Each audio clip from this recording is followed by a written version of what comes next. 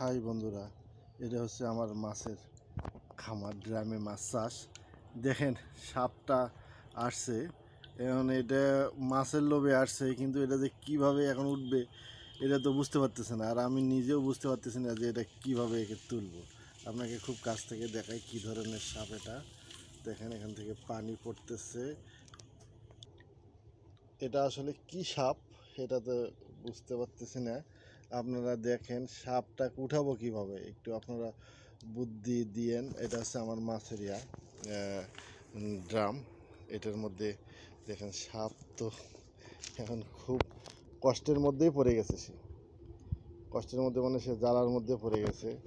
এই সাপটাকে কিভাবে উঠাই, নাকি না সাপের এটা বাচ্চা দেবে না কি করবে, এটা কি ধরনের সাপ আপনাদের খুব কাছ থেকে আরও দেখাই।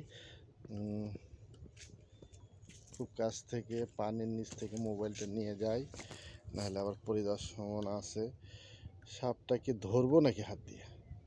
হ্যাঁ দেখেন সে কাছে কাছে চলে আসতেছে, এত কাছে এত কাছে যে এটা কি বিষাক্ত সাপ না কি ধরনের সাপ এটা?